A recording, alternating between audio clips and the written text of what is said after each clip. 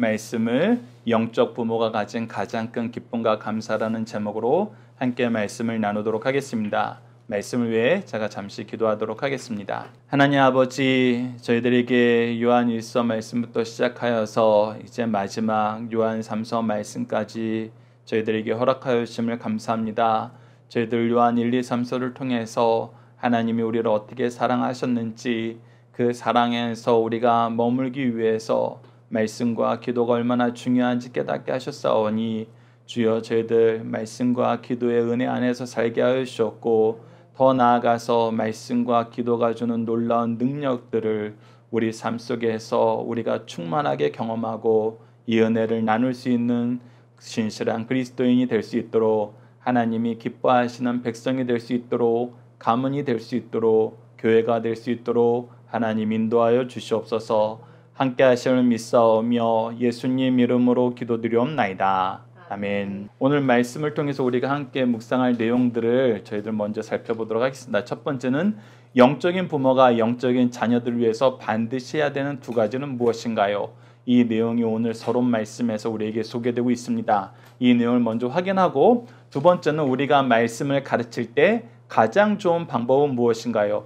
이 내용은 여러분들께서 오늘 오전 말씀과 연결되어서도 가장 중요하고, 디모데후서 3장 16절 우리가 평상시에 자주 암기하고 묵상하던 이 말씀을 토대로 우리가 요한 3서 전체를 한번 조망하는 시간을 갖도록 하겠습니다. 세 번째는 우리는 자녀들이 무엇을 우선하도록 가르치고 기도해야 되나요? 이것이 우리가 가장 주의 깊게 살펴야 되는 것입니다. 때로는 우리가 이것을 잘 가르치지 않아서 자녀들이 전혀 엉뚱한 곳에서 방황하거나 헤매게 되는 경우가 있습니다. 이것을 우리가 잘 가르치고 지도하는 마음으로 오늘 말씀을 여러분들이 묵상하셨으면 합니다. 네 번째는 우리가 영적인 자녀를 양육할 때 무엇이 기준이 되어야 하고 왜 이것을 기준으로 삼는 것이 중요한가요? 그리고 마지막은 성경은 우리가 하나님의 진리로 양육한 영적인 자녀가 우리에게 어떤 의미가 됨을 가르쳐주나요? 오늘 본문 말씀엔 나와 있지 않지만 빌립보서 말씀과 고린도후서 말씀을 통해서 이 내용까지 우리가 확장해서 연구해 보도록 하겠습니다. 자, 오늘 본문 말씀, 영적 부모가 가진 가장 큰 기쁨과 감사라는 내용을 저희들이 크게 두 단락으로 나눠서 볼 것인데, 첫 번째는 1절과 2절로 영적인 부모는 영적인 자녀를 위해서 무엇을 해야 하나요? 여러분 우선 말씀을 보시면은 1절에서는 내가 참으로 사랑하는 자에게 무엇 한다고 나오냐면 편지한다고 나옵니다. 편지한다는 것은 내가 가르쳐야 될 내용, 전달해야 될 내용이 있다는 것입니다. 그래서 이 내용을 통해서 우리가 무엇을 알 수 있냐면, 영적인 부모는 항상 자녀들을 올바른 길로 가르쳐야 된다. 근데 무엇으로 가르치는가? 영적인 부모들은 바로 하나님의 말씀으로 가르친다는 거 우리가 이미 알고 있습니다. 그리고 나서 우리가 2절 말씀을 보면은 사랑하는 자여 내 영혼이 잘된 같이 내가 범사에 잘되고 강건하기를 내가 간구하노라. 여기서 간구한다는 것은 기도한다는 거예요. 그래서 사랑하는 자들을 위해서 우리는 항상 말씀으로 교훈하고 기도로 간구하는 일을 멈추지 않는다는 것입니다. 이 두 가지가 영적인 부모가 반드시 해야 되는 거예요. 그래서 이 두 가지 내용을 우리가 오늘 본문 말씀과 함께 묵상할 말씀들을 통해서 하나씩 확인하도록 하겠습니다. 그래서 첫 번째는 무엇을 해야 되냐? 편지든 어떤 순환으로든 통해서 말씀을 가르쳐야 된다는 것입니다. 우리가 오늘 오전 말씀까지 연결해서 14절 말씀을 보면 이렇게 기록되어 있습니다. 속히 보기를 바라노니 또한 우리가 대면하여 말하리라. 즉 편지하는 것뿐만 아니라 어떻게든 만나서 계속해서 이 말씀을 전하고 싶다는 것입니다. 그래서 우리가 자녀들을 가르칠 때에는 한 가지 방법, 한 가지 시간, 이것으로 멈추는 것이 아니라 어떻게 하든지 이 말씀을 제공하기 위해서, 말씀으로 우리가 잘 인도하기 위해서 끊임없이 수고를 해야 된다는 것입니다. 그래서 예전에도 말씀드렸지만 우리 교회 다니는 어머니들이 너무나 잘하는 것 중에 하나가 무엇이냐면, 지방 곳곳에 우리가 자주 들락날락하는 그 길목마다 말씀 카드를 붙여놓는 것입니다. 냉장고 앞에도 붙여놓고, 화장실 문에도 붙여놓고, 각자 아이들 방에도 붙여놓고, 현관문을 오고 갈 때에도 볼 수 있도록 항상 말씀을 제공한다는 것입니다. 이를 통해서 우리가 말씀을 가까이 하는 삶, 이거 너무 중요합니다.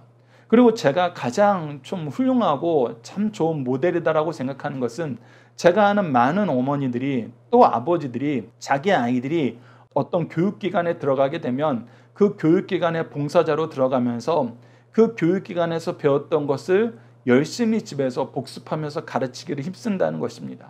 그래서 정말 부지런한 어머니들은 영어부서부터 유치부터부터 아이들을 가르치기 위해서 보조교사로 들어가고 또 너무나 아름다운 것이 그 보조교사로 들어가면서 2, 3년을 지내다가 열심히 가르치다 보니까 소명을 받아서 그 기관의 교사로 봉사하시는 어머니들도 많이 있었어요.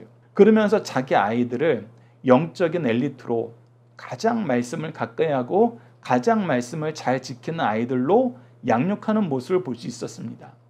오늘 본문 말씀도 영적인 부모가 이렇게 열심히 말씀을 가르치기 위해서 수고해야 된다는 것을 우리에게 보여주고 있어요. 그렇다면 어떻게 말씀을 가르치느냐 했을 때 우리가 5절 말씀에서도 가장 중요하게 기준으로 제공되는 말씀인데 그것이 바로 디모데후서 3장 16절입니다. 디모데후서 3장 16절 제가 읽어드리겠습니다. 모든 성경은 하나님의 감동으로 된 것으로 교훈과 책망과 바르게 함과 의로 교육하기에 유익하니. 교훈한다는 것은 티칭하는 거였어요. 책망한다는 것은 리뷰킹인 겁니다. 혼내는 거예요. 바르게 한다는 것은 커렉팅, 고쳐주는 것이죠. 의로 교육한다 할 때 여기 교육은 트레이닝이에요. 훈련시키는 것입니다. 그래서 우리가 요한 3서 말씀을 보면은 이 네 가지로 우리에게 전부 소개해주고 있어요. 우리가 오전 예배 때 이 부분을 좀 더 주의 깊게 살펴볼 건데 요한 3서 1장 8절을 보면은 교훈하는 것을 시작하나요. 그러므로 우리가 이 같은 자들을 영접하는 것이 마땅하니라. 이렇게 하는 것이 옳은 거야. 이렇게 하는 것이 좋은 거야. 이렇게 하는 것이 하나님의 기준이야 라고 얘기하면서 우리가 끊임없이 하나님의 기준으로 가르친다는 거예요. 이는 우리로 진리를 위하여 함께 일하는 자가 되게 하려 함이라. 그래서 우리가 진리 안에서 사는 진리로 하나 되는 삶을 살 수 있도록 끊임없이 가르친다는 것입니다. 그러면서 책망하는 거, 잘못된 것을 지적하는 것에 대해서도 멈추지 않아요. 요한산서 1장 9절에서 10절을 보면은 내가 두어 자를 교회에 썼으니 그 중에 으뜸이 되기를 좋아하는 세례가 우리를 맞아들이지 아니하며 라고 하면서 으뜸이 되기를 좋아하는 거 이거는 세상적인 방법이다. 성경 안에서 옳은 거 아니다. 그러면서 악한 말을 하고 비방하고 형제들을 맞이하지 않고 교회 내에서 내쫓는 사람이 되는 거, 이렇게 선한 일에 정반대로 행동하는 것은 너희들이 잘못한 것이다 라고 하면서 앞서 얘기했던 그 교훈의 말씀을 기준으로 이 내용을 확인할 수 있도록 책망한다는 것입니다. 그런데 거기서 끝나지 않아요. 바르게 하는 일로 이어집니다. 요한삼서 1장 11절을 보면 사랑하는 자여 악한 것을 본받지 말고 선한 것을 본받으라 라고 얘기하면서 선한 것으로 돌아갈 것을 얘기하면서 이 선한 것으로 돌아가는 것이 어떤 의미인지 가르쳐 주는데 선을 행하는 자는 하나님께 속한 것이고 악을 행하는 자는 하나님을 배우지 못하느니라 라고 얘기하면서 이 선악을 행하는 것이 하나님과의 관계에서 얼마나 중요하다는 걸 깨닫게 해요. 이것을 깨닫게 하는 것은 교회 안에서 굉장히 중요합니다. 우리가 교회 안에서 신앙생활을 할 때 교회에서 신앙생활을 한다는 것은 누구와 관계를 맺는 거냐면 하나님과 관계를 맺는 거예요. 하나님과 관련된 모든 삶의 영역을 우리가 점검하는 것입니다. 그런데 때로는 하나님하고 전혀 상관없는 생각을 하고 상관없는 방식으로 삶을 살 때가 있어요. 왜 그러냐면 일주일에 한 번 교회 오다 보니까 일주일 동안 세상에서 살던 그 삶의 방식이 너무 익숙한 거예요. 나도 모르게 세상적인 방법으로 교회 안에서 일을 해요. 그래서 하나님의 말씀보다는 내가 중요하게 여기고 내가 중요하다고 여기는 그런 상황이 말씀보다 위에 있게 되는 경우가 많아요. 어떤 행사가 예배보다 더 위에 있게 되는 경우가 많아요. 그러면서 끊임없이 이 말씀과 떠난 생각을 하게 됩니다. 그런데 그것은 잘못됐다는 거예요. 그것은 우리가 고쳐줘야 된다는 거예요. 그래서 우리는 끊임없이 하나님과의 관계를 우리가 확인하고 하나님과의 관계 속에서 지금 우리의 삶을 조망할 수 있도록 계속해서 고쳐줘야 된다는 것입니다. 그리고 나서 사도 요한이 찾아가는 이유가 뭐예요? 끊임없이 훈련시키기 위한 거예요. 요한삼서 1장 14절을 보면 속히 보기를 바라노니 또한 우리가 대면하여 말하리라. 그래서 지속적으로 훈련시키겠다는 얘기예요. 너희들이 훈련에서 벗어나려고 그러지 말고 이 훈련을 더욱더 가까이 해라. 그러면서 영적인 부모들은 항상 이 훈련을 중요시 여겨요. 너도 자녀들에게 이렇게 가르쳐라. 너도 자녀들이 이것을 할 수 있도록 이런 거는 항상 살펴보아라. 사실 우리 요한 사도도 오늘 요한 3서를 통해서 이 내용을 계속 가르쳐주는 거거든요. 말씀을 가르칠 때는 교훈과 책망과 바르게 함과 의로 훈련시키는 거. 이 내용을 우리가 알고 이것을 잘 지켜내야 됩니다. 이것을 잘 지키지 않으면 우리가 온전한 교육으로 나아가기 힘들어요. 예전에도 디모데후서 3장 16절 말씀드릴 때 얘기했지만 교훈하는 걸로 끝내는 사람이 있습니다. 특히 목회자들이 이 약점이 강해요. 설교하면 끝난 줄 알아요. 근데 설교하는 거는 티칭의 일부분이에요. 근데 이걸 가지고 책망을 하고 고쳐줘야 돼요. 근데 사실 이거 힘듭니다. 이거 어려워요. 나는 할 만큼 했다 하고 고치는 대로 안 나가려고 그래요. 그리고 한 번 고쳐줬으면 됐지 내가 언제까지 이것을 책임져야 되느냐라고 얘기하면서 이 적당할 때 끊어내려고 그래요. 그러면서 책임은 나에게 있는 게 아니라 제자들에게 있다. 성도들에게 있다. 자녀들에게 있다. 라고 하면서 우리가 책임만 전가하고 우리의 책임은 다 했다라고 선언하는 경우가 많죠. 그런데 오늘 이 디모데후서 3장 16절 말씀을 가지고 우리가 살펴보면은 끝까지 뭐 해야 돼요? 끝까지 훈련시켜야 돼요. 다시 되돌아보면서 훈련시켜야 돼요. 우리 믿음의 선조들이 우리를 양육했던 방법이 이 방법이었어요. 예수님이 제자들을 가르치는 방법이 이 방법이었어요. 우리가 요한복음 말씀도 보면은 예수님이 마지막 때가 가까운 줄 알고 그 제자들을 사랑하되 끝까지 사랑하시느니라 했을 때 사랑하시는 모습이 뭐냐면 말씀 가르치고 기도하는 거였어요. 그리고 우리가 지금 승리하는 삶을 통해서 누가복음 마지막 부분을 보고 있지만 예수님이 언제까지 가르쳐요? 부활하신 후에도 승천하실 때까지 가르쳐요. 승천하시고 나서도 가르쳐야 되니까 누구를 보내신다고 약속해요? 성령을 보내신다고 약속해요. 즉 제자들을 가르치는 것은 결코 쉴 수 있는 일이 아니었어요. 쉬지 않는 일이었어요. 교훈과 책망과 바르게 함과 의로 교육하는 것은 의로 훈련시키는 것은 우리가 멈출 수 없는 것입니다. 이것을 우리가 세상적으로 자녀들을 키울 때도 대입하는 것이 굉장히 중요해요. 우리가 자녀들을 언제까지 책임져야 돼? 성경적인 가르침은 끝까지 책임지라는 겁니다. 끝까지 사랑하라는 거예요. 그랬을 때 우리가 어떤 기쁨을 맛보게 되느냐는 우리가 오늘 5점 말씀을 통해서 확인하게 됩니다. 여러분 이것을 그냥 하라는 거 아니에요. 이것을 하면 할수록 우리에게 기쁨은 더 커져요. 감사는 더 커져요. 능력은 더 커지고 은혜는 더 커집니다. 여러분 이걸 기억하셔야 돼요.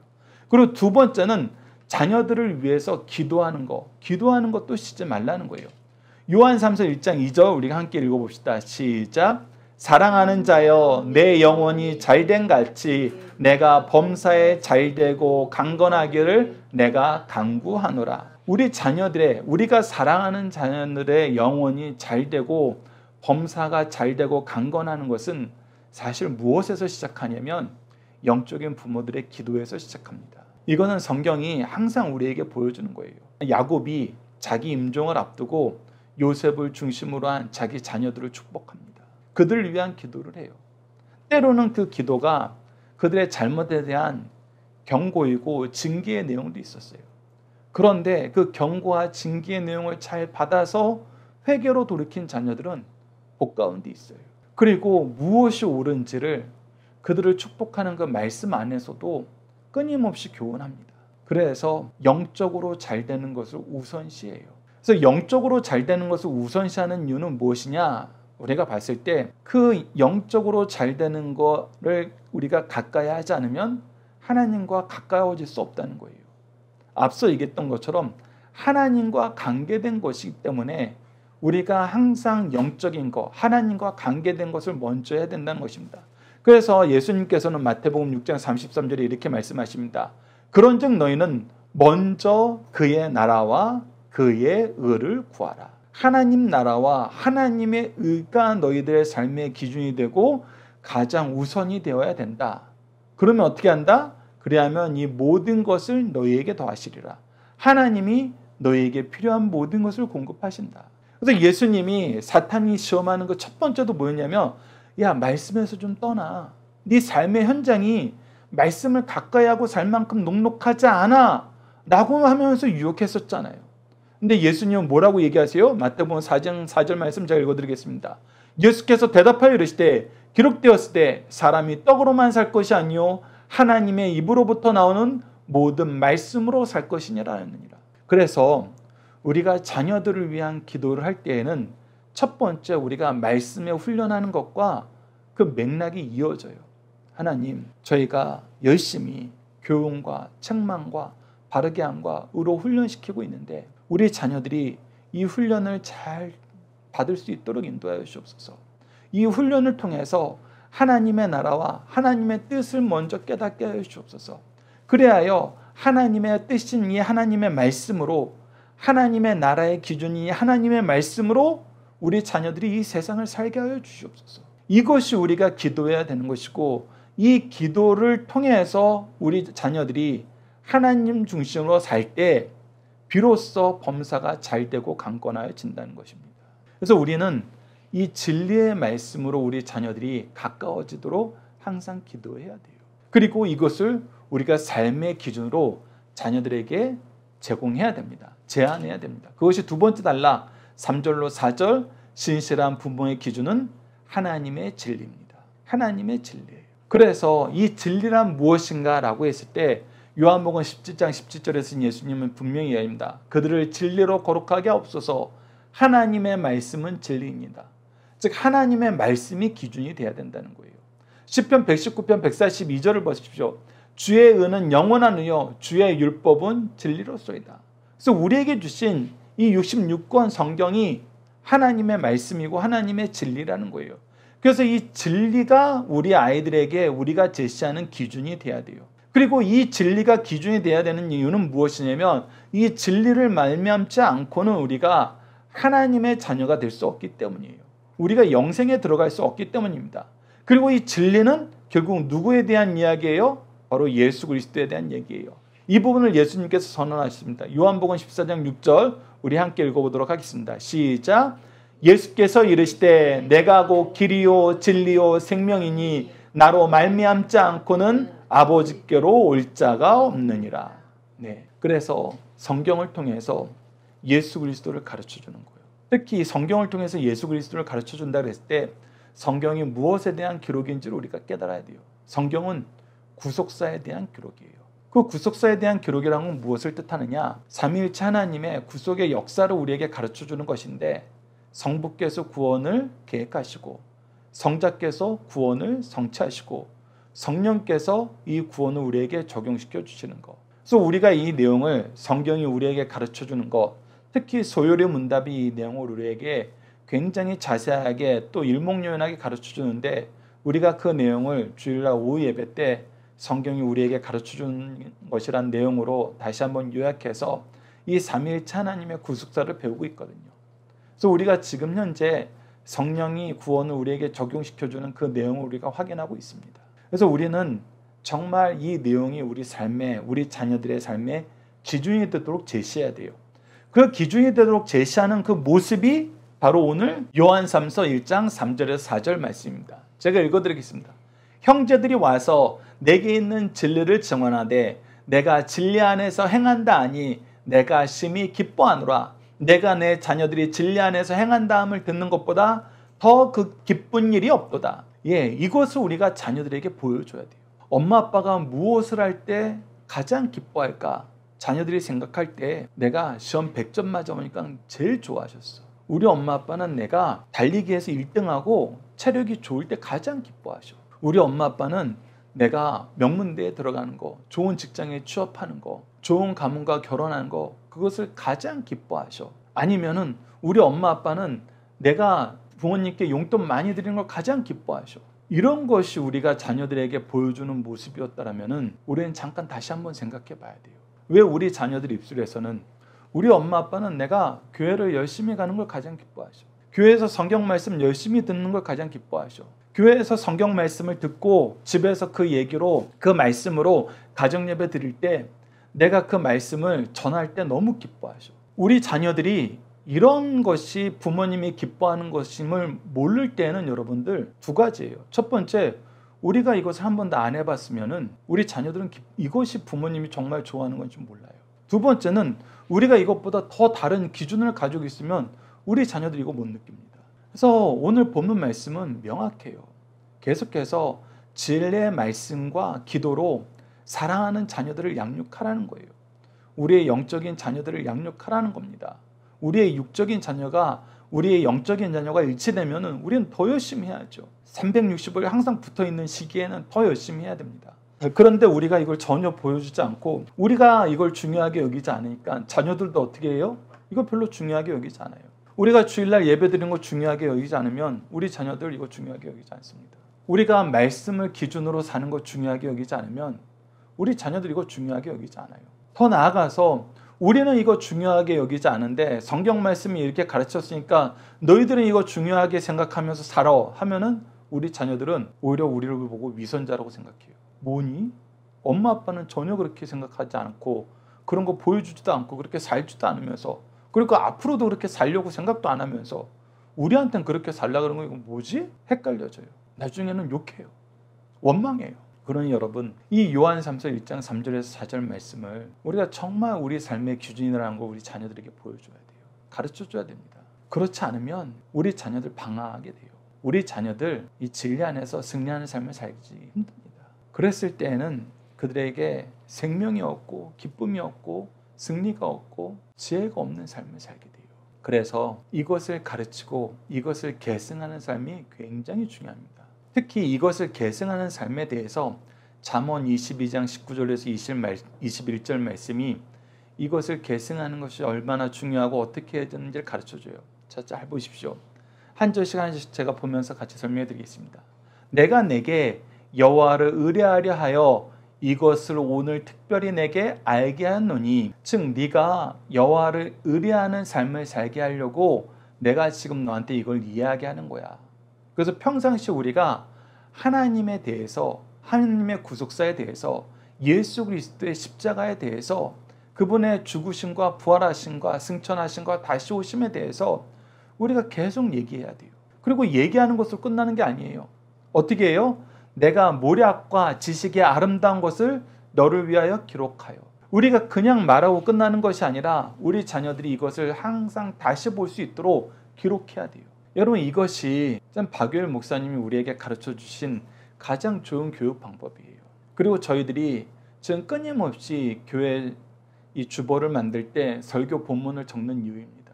우리가 그냥 말하는 거, 주일날 얘기하는 것도 중요해요. 그러나 이것을 기록해 놨을 때에는 자녀들이 이것을 한 번 듣고 끝나는 것이 아니라 계속해서 묵상하게 돼요. 계속해서 확인하게 돼요.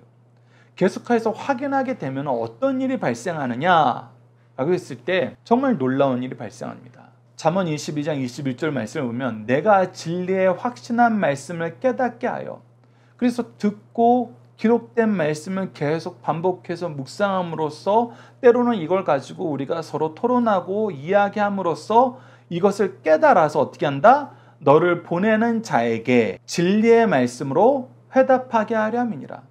즉 너를 보내는 사람 또는 너를 찾아오는 사람에게 이 진리의 말씀으로 지금 하나님을 의뢰하는 것이 무엇인지 하나님이 우리에게 하시는 구속의 역사가 무엇인지를 전할 수 있게 만든다는 거예요. 즉 가르치는 사람이 된다는 겁니다. 우리가 더 중요한 말로는 이 복음을 계승하는 사람이 돼요. 그래서 우리가 이거를 보는 겁니다. 이거를. 우리 자녀들이 이거를 하는 걸 보는 거거든요.